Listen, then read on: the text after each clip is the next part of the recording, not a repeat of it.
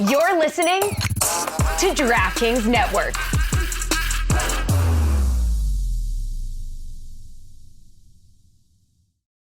Apple Card is the credit card created by Apple.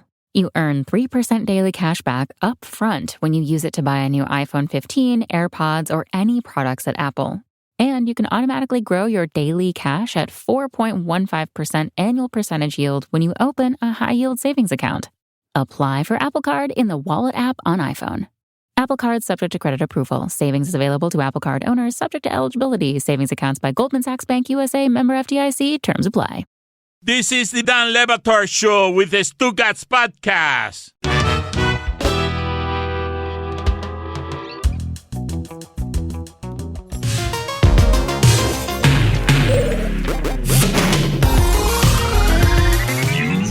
A best of the Dan Batard Show with Stugatz, starring our best hate hot takes.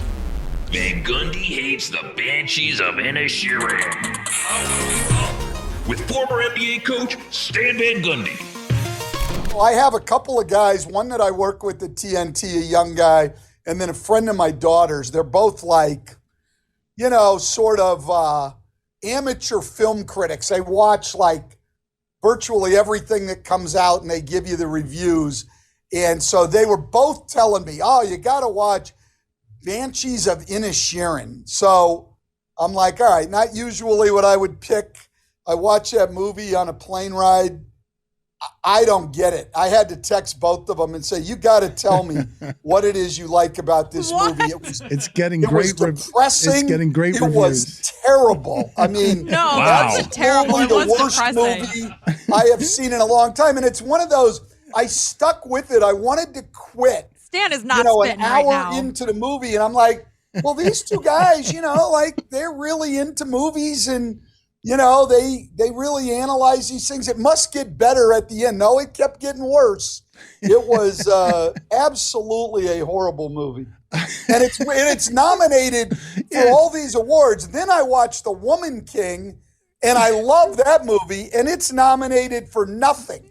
I mean, Viola Davis can't get a nomination, but the guys in Banshees of Inisherin do? You got to be kidding. I am here for Stan Van Gundy's acidic reviews of movies that are universally applauded, getting ratings in the 90s because it's too depressing and Stan Van Gundy has no time for your art house stuff. Stan.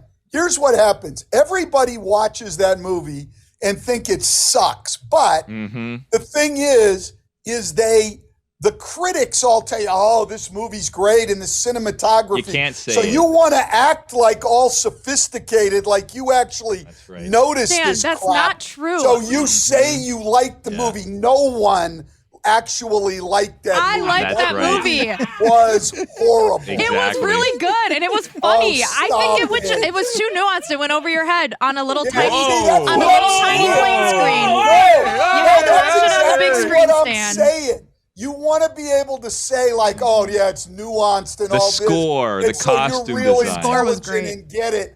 Like it's just admit it. It was a terrible movie. Well, you like didn't Bohemian enjoy Rhapsody, a single so minute of it. we're It was even. horrible. Like what's wrong with saying that? Like I don't know what the hell point they were trying to make, but this movie sucked.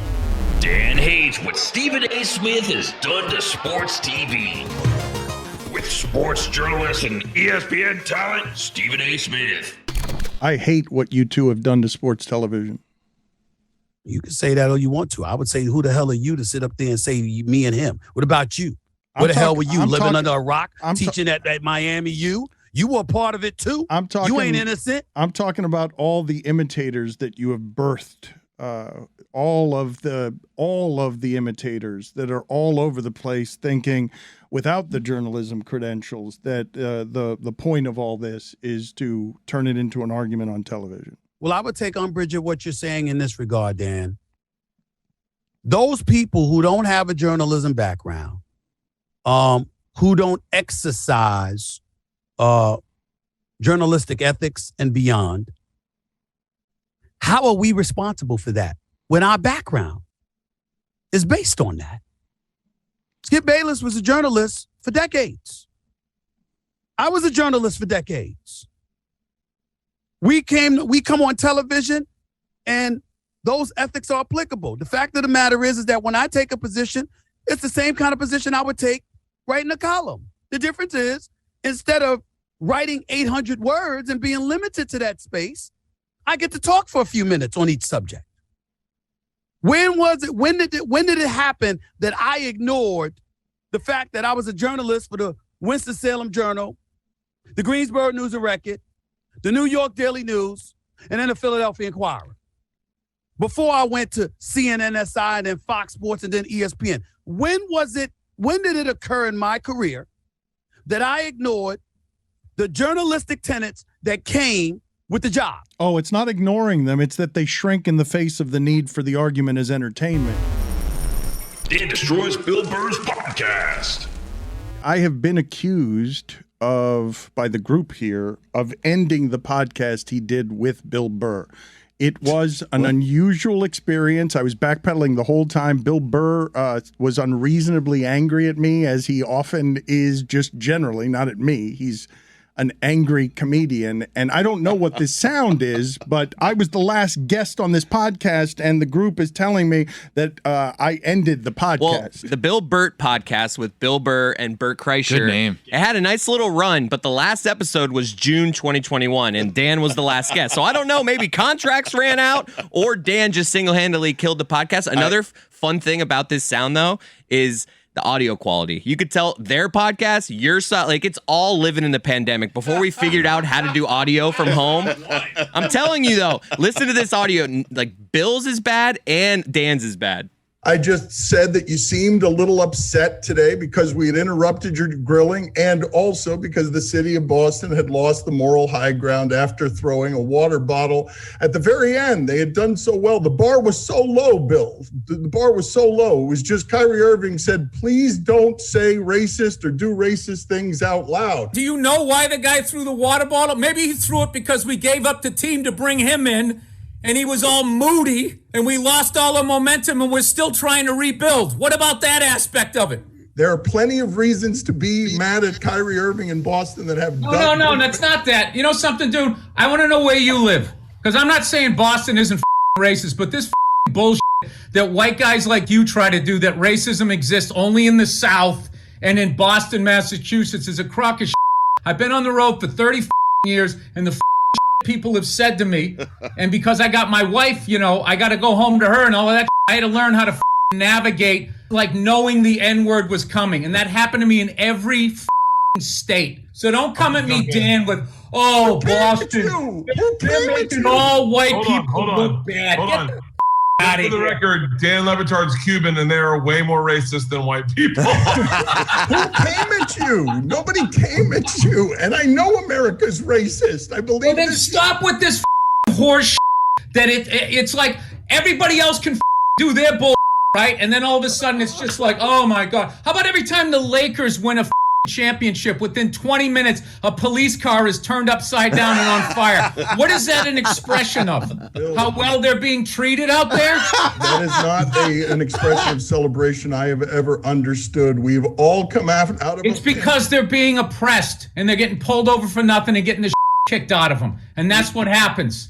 And then what happens is, once again, they go down there, they're just trying to have a good time because their team won the championship, and then they get this keep it moving vibe that they get every day of their life, and next thing you know, a police car is upside down. So don't come at me with this, oh, Boston again. Get the out of here. Who came at you with anything, Bill? I was saying hello to you. You did, with the moral high ground, like your heart was broken. My heart is not broken from what happened in the Boston Celtics game yesterday. My heart is broken as what happened in America over the last year. We come out of a pandemic, and as soon as we do, we're throwing popcorn at Russell Westbrook, we're spitting on Trae Young, and we're throwing bottles at Kyrie Irving after what we just came out of. All right, well, in fairness to me, I don't watch the NBA because I think it's rigged. It's cast like a soap opera.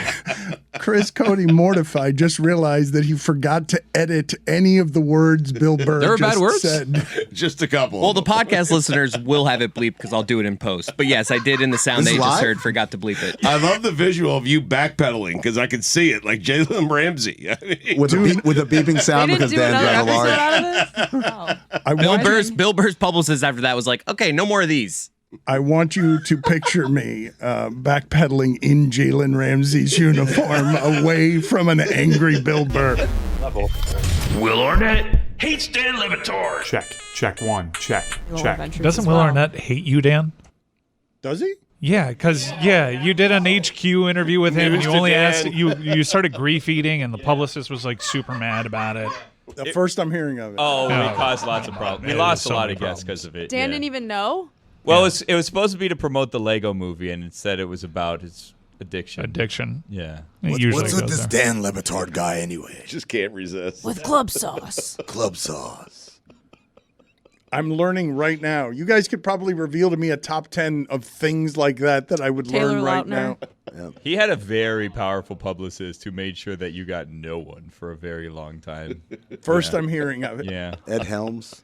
Because I asked Will Arnett about addiction. It wasn't once. Only about addiction. Yeah. Only about addiction.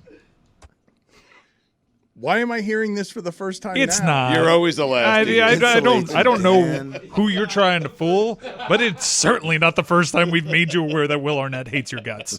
I love Will Arnett. And it's most certainly not the first time we've told you the ramifications of Will Arnett hating your guts. I am telling you with 100% honesty that I'm receiving this information. Don't you think? I think Sugats knows Will Arnett hates your guts. So I've gotten so many people angry over the years that I simply forget. I have so many in the library that Will Arnett, who I love and I watch, I give no thought to when I'm watching him. None. Zero. To that person hates me. I remember a terrible interview. He hates you. I hate Tom Cruise.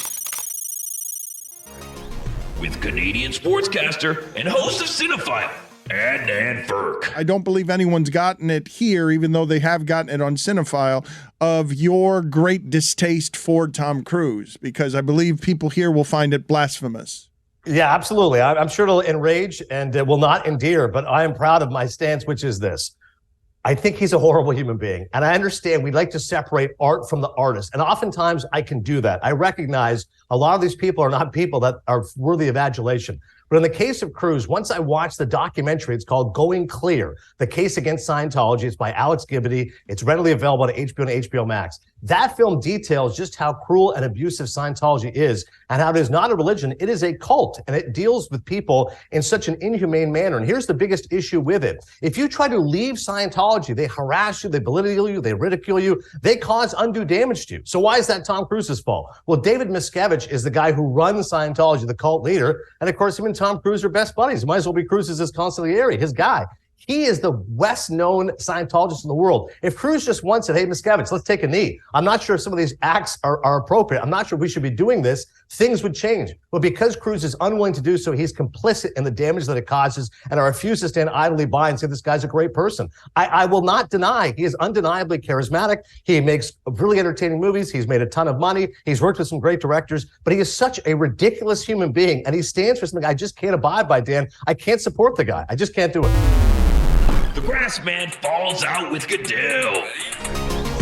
With George Toma, a.k.a. the Sodfather. George, thank you. The God of Sod. That's right. Thank you for joining us. Just give us your overall view of what's happening right now with this controversy, George, and thank you again for making the time again. Well, actually, I'm 94 years old, and I've been in this game for 81 years, so I've seen a lot of grass. But the NFL on playing fields went downhill 17 years ago when Roger Goodell took over. Whoa. Me and Roger Goodell were excellent friends. He took care of me. What a great guy he was. But in those last 17 years, maybe 12 times, we had bad playing fields. There's problems all over all the time. I mean, last year at the Super Bowl when I got out there, I said, this field can be played on. The sod was excellent, but instead of the sod being laid on a pool table, it was laid on the plowed up sod farm, humps and bumps. And the 4 practice fields couldn't be played on because they were all bumps and humps and things like that. George, we covered this with you last time you were on with us, and you were very strong. We hate Eddie Mangan. We are so down on Eddie Mangan, and we know that you have some problems with this, but we need your expertise because the Super Bowl was a disaster, and it's not your fault. You were embarrassed by it, and you tried to do everything you could to prevent it. But you just said that the fields have gone to under Goodell for 17 years, and I want to hold your feet to the fire here. Artificial turf, dangerous for the players, more dangerous, yes or no? Well, it's who maintains it and how you maintain it is up to you and the team. But you have to maintain artificial turf that you like to do grass. But grass is better for the players. And I'll just say something now, that this past year was a bad year for the NFL on grass. They had the bad game field, practice field, but they also had bad grass in Germany and bad grass in Texas. In our shop talk, Eddie Mangan said the grass in Germany was trash. And the way he put it, he says the grass in Germany was like trash, like Wayne Ward is trash. Wayne Ward is the groundkeeper for the Tampa Bay, and he hates him. And then, and from other sources, they said the field in Germany was bad. Plus, from other sources, the field in Texas was bad. But bringing this up with Roger Goodell, it didn't help. I'm under a little depression because for the last 2 years now, Roger Goodell hasn't talked to me. I mean, I didn't murder anybody. If you murder somebody, they still talk to you. But this put me in a depression. I'm fighting for a safe playing field, and the last few years they didn't. And in my book, they don't care, but Roger and Goodell was close, but when I told him that Troy Vincent's not doing the job in his last 10 years there, and the league's not doing to have safe playing fields, and he just blew me off. But here, not to talk to me in 2 years or go over the situation, that's it is. I agree with you.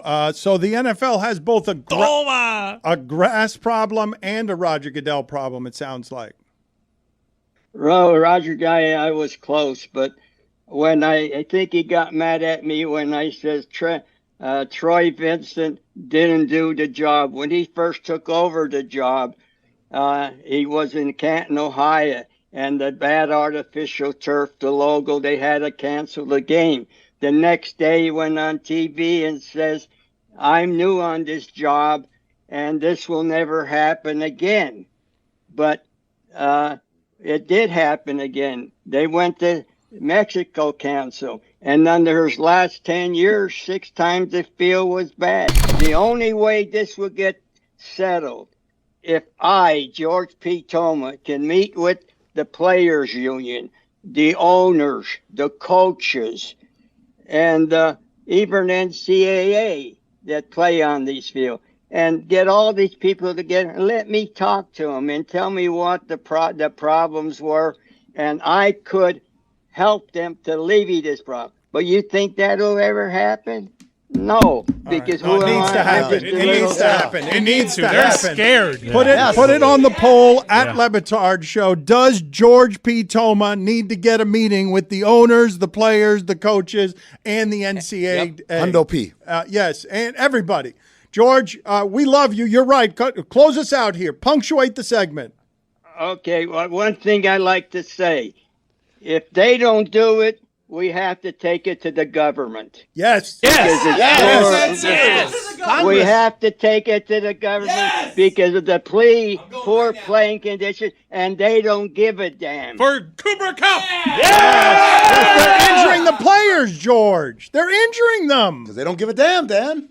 They don't. No, they don't give a damn, but the only one that's going to do them is George P. Toma having a meeting, and if they don't listen, we go to the government and let the government bring it in. And they've been doing that for the last 17 years. And Roger, I don't know why you hate me. For the last 2 years, you haven't talked to me. We were such good friends. We could have settled this problem years ago. Like gentlemen.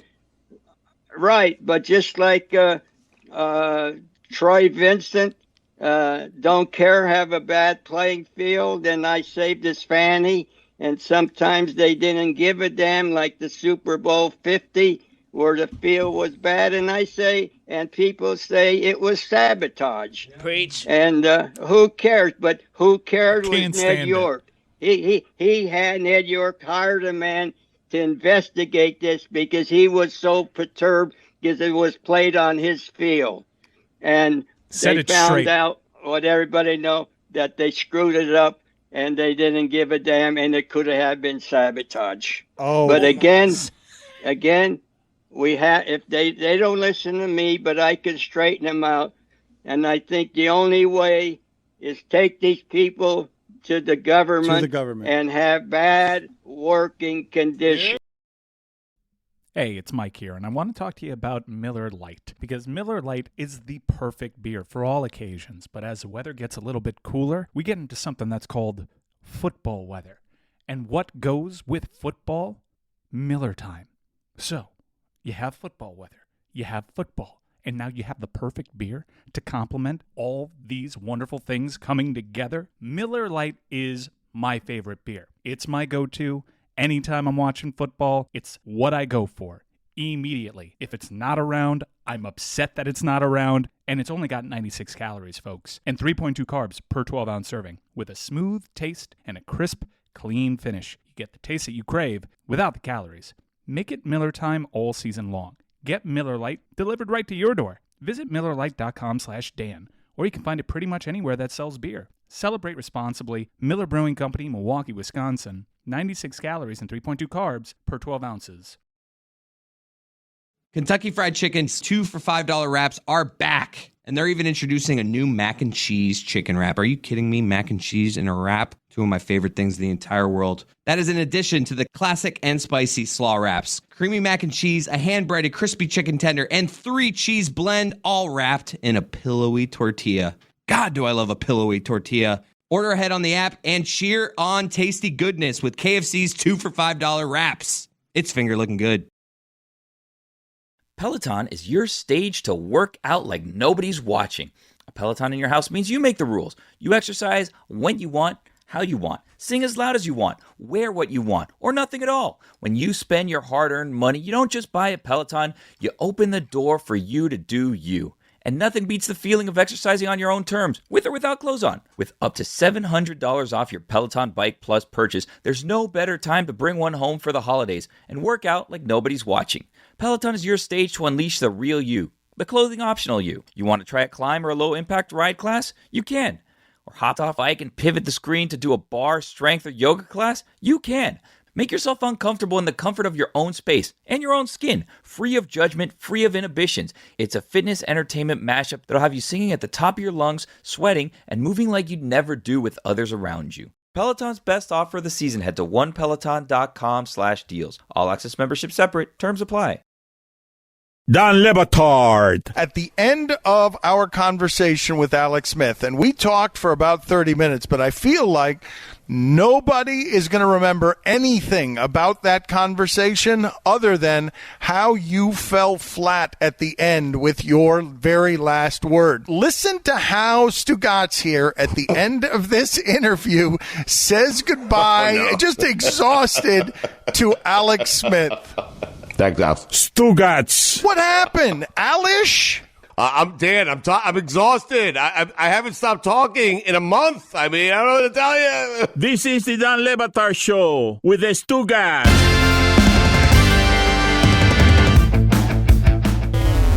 Mike Schur hates Samson. Hollywood showrunner Mike Schur and David Samson, hosts of Nothing Personal with David Samson, discuss corporate greed in sports. How does Mickey Arison lose money every year? The expenses of running the Heat are greater than the revenue that he gets from running the Heat. So the Heat as an actual entity, the entity of the team, loses money. Of course, you can argue that that's a worth it investment because the team is going to appreciate in value, but he can't take that appreciation and fund the losses.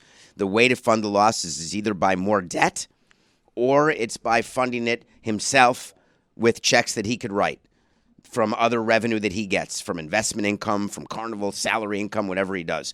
He has to put money into the Heat in order to cover losses on a yearly basis. Eventually, him, his family, at some point, they could monetize that, but at this point, they're not. So he loses money every year. The expenses of running the team are greater than the revenue, is what you're saying. Yes, I am saying that. And the majority of sports teams are like that.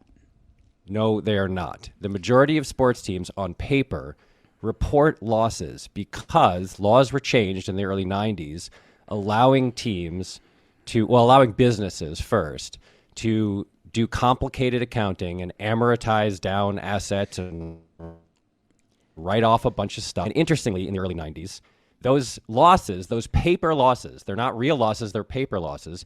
Sports teams were excluded from that law specifically because they knew exactly what would happen.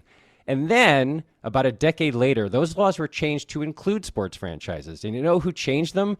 George W. Bush, the part owner of the Rangers, who did all of his buddies in Major League Baseball and elsewhere a big favor by allowing them to depreciate certain paper terms, paper assets, and claim that they were losses. Paul Beeston, the guy who used to run the Blue Jays, famously said, I can make a $4 million profit turn into a $2 million loss using very standard and legal accounting practices. And that's what they all did. So when you say that the teams lose money, you're not including the fact that by losing money, in quotes, what they're doing is writing down a bunch of paper losses on things that aren't actually losses, like the revenue that comes in from TV contracts, which is not in any way a depreciated loss. So yes, technically, according to the law, they've lost money, but it's only because the accounting rules changed and allowed them to report as losses every year things that are not actually losses. That's why they claim that they lose money every year when in fact they don't. And the way that you know that is ProPublica did this huge expose very recently where they talked about Steve Ballmer and how Steve Ballmer bought the Clippers. And when he bought the Clippers were reporting profits every year. And then suddenly the Clippers lost like $700 million on paper over a period of time. And so he claimed that the Clippers were losing money. And the reason that doubly sucks is because if you report that your team lost a ton of money, you can sell other assets and up to the level of your paper losses and not pay taxes on them because you, technically speaking, have no income. What you're saying in this argument is essentially, I haven't been able to say anything. If I have $5 in my pocket, but I own $1 million of Microsoft stock, 1 million shares of Microsoft stock, if I lose that $5 from my pocket, but the Microsoft stock goes up $10, you're saying today I lost $5. That's one of the things you're saying. And that's patently absurd. No one in the world would say, oh, that poor guy, he lost $5 when 1 million shares of Microsoft stock went up $10 and now he has 10 million more dollars. So when you say they lost money, you're just being lawyerly, legalistic, and you're shilling for the ownership class by claiming that that's an actual loss. It's not an actual loss in no way, shape, or form. They manipulate the way that they report income and revenue and appreciation and depreciation to get to the point where they can claim on paper, oh, we lost $3 million this year. And by the way, you of all people should know this because when Deadspin reported out the finances of major league teams, you specifically were caught misleading about the amount of money that the Marlins had made. You were in that article. I went back and read it yesterday. Of course I'm in it. You were in that article specifically. Your name. You can't hold the quoted. segment hostage by going until the end of the segment and not giving anyone a chance to talk. But you can. I guess that's what you do. I'm not telling you how to be a showrunner. I'm not telling you how to be a brilliant writer. I know exactly what you're talking about, but you're not telling the truth. And you're using sources that are not accurate. So go. Okay, start with I'm talking about cash losses. Mickey Arison has to finance the operation of the team with sources of cash. I'm not talking about paper losses. The depreciation that you're talking about, basically for the assets when you buy a team, there's a 5-year depreciation. I'll keep going, Mike. We can go class by class with what you can depreciate and how long the depreciation is for player contracts, for the equipment, for every asset in an asset purchase agreement. I'll go one by one in the last minute 23. But you, with your absolute perch, where you get to say how it happens and how we do it, because that is what your raison d'etre is as you sit in your beautiful house with your beautiful money, you are absolutely misinformed. So let's start with Deadspin. They did not show you. I don't give a about EBITDA. It doesn't matter to people who actually own a business. What EBITDA means, that's when you can play around. That has nothing to do with operating income or cash requirements of a business at the end of a year. When presidents have to go to owners to get money to fund a business, that's what I'm talking about. And Mickey Arison is required to put money in. You can talk about $5 and Microsoft all you want, and it's an absolute apples to oranges. When you lose $5 out of your pocket and you have a share of stock that you did not cash in and you need that $5 to get on the subway, guess what? They don't take a share of Microsoft, Mike. You can't go and say, hey, let me on the train. No, you need the $5. Pat Riley hates Jimmy Butler on Media Day. I want to switch gears briefly before we get to your review and cover another local story, which was Jimmy Butler's Media Day appearance that the Heat socials had fun with. Then came a report from Michael Wallace, who used to be based out of Miami, was part of ESPN's Miami Heat beat before relocating to Memphis, where he said 98% of the Heat front office wasn't down with what Jimmy Butler did. It was a weird percentage, yeah. 98.9. Yeah. 17 of them, so yeah. what, that's... He said that this isn't in line with Heat culture. It's not in line with Heat culture. It's to look at me, and I was curious what your thoughts are, because I'm pretty sure Pat Riley views that and doesn't get it at all. But Jeremy and I were talking before the show that we actually think Jimmy Butler did the Miami Heat organization a big-time solid by taking all the attention and putting it on himself rather than their failings this postseason and offseason. Absolutely. I mean, him coming in and being emo Jimmy during Media Day was a huge distraction from all of the other questions about Damian Lillard and Tyler Hero and Kyle Lowry not speaking and all of the other storylines that we could have been focused on. Instead, I was coming in and doing piano covers of emo songs. Yeah. So I've got secondhand information, which means it was not directly told to me, but directly told to me by someone who's a part of it. And I absolutely believe this person 100%. Jimmy Butler and the Heat, it's not a love affair by any stretch between the front office and Jimmy. Jimmy is a player who is, like many superstars, can be selfish and he plays by his own rules, and it can be frustrating to Pat and to others who are into discipline and into togetherness and into what goes here goes there.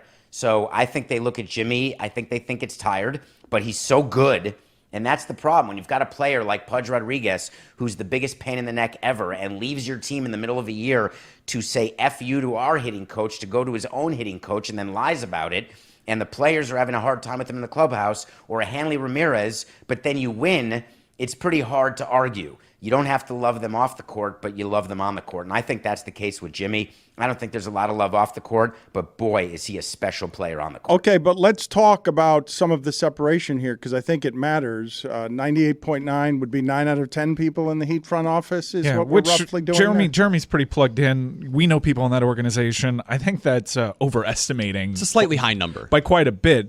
I mean, especially considering everyone kind of had fun with it. Okay, but I'd go one step further, okay, because this is not hard to understand from any vantage point. 100% of 100% of Pat Riley doesn't like the idea of somebody showing up at his sacred cathedral of military learning and making a costume party out of it. Like, I'm not talking. Get Damian Lillard. Exact counterpoint. Land the whale, and then you don't need people causing distractions. Agreed. Agreed and understood. Told you he was failing the city. Mm-hmm. To me, though, the best part of this is, of course, the 78-year-old guy is going to get battered around by Well, when I brought Shaq in here, because my move for the last 15 years is I'll try and get the giant guys and keep people carrying for 20 years when sometimes Sacramento goes those 20 years without anything. Orlando goes those 20 years. I'll keep getting the guys. So it goes Shaq. And Shaq comes in and he's his own economy. He's not Heat culture. He's Shaq culture. He's got his own people. He shows Wade some bad things about what it is to be a star before Wade realizes what it is to be a star. I'll bring you LeBron. I'll bring you Bosh. And then I'll get you Jimmy Butler. And at the end of this run for both of them, Jimmy Butler and Pat Riley, there's 2 generations of gulf between them and how they think about sports and what media day is supposed to mean. Like, of course, there's going to be conflict there. Are you arguing for the sanctity of Media Day where they bank Mike. the entirety of hot seconds with Jax? I'm sure Riley didn't like Shaq's squirt gun either. Okay, just deal with it. Agreed. Yes, of course. The stars rule. Why is he arriving with a squirt gun? I know. But you guys say yes, but of course the stars rule. And Lillard didn't because the organizations have taken the power back. Can you explain why there is any hate toward Pat Riley and concern that he doesn't get the whale when all he does is get you guys these? All he did was get you rings as the most successful LeBron franchise did. next to the Warriors. They've lost 3 consecutive finals. Getting there is a massive achievement. They were in the play-in last year and went on one of the more unpredictable runs in the history. No, I'm not hating Pat Riley. I love Pat Riley, but I am presently criticizing Pat Riley, and I think you can operate in a world where you do both. You respect the man, what he's done with this organization as an executive down here in Miami. It's been brilliant, but it's not exactly nitpicking to say he's missed out on his last 8 superstar pursuits, and the Miami Heat are worse off for it. Wait, who's 8? Name them. Kevin Durant twice, Donovan Mitchell, Damian Lillard, Jimmy Butler the first go-around, Russell Westbrook twice, Bradley Beal, James Harden twice. That's 10. Those all sound like guys I really want on the Miami Heat. By the way, you're welcome is what Pat Riley should say to you. Which of those players, maybe Durant the first time, maybe Butler the first time, but I think Butler was better for the Heat the second time because he was a little more mature. But all of that said, are you so sure that Lillard is the difference maker on the Heat team? Are you 100% sure I think Damian that at Lillard, that money, he's going to bring you a title? He is on Milwaukee. Yeah, I think Damian Lillard strolls into Biscayne, and he's the best player.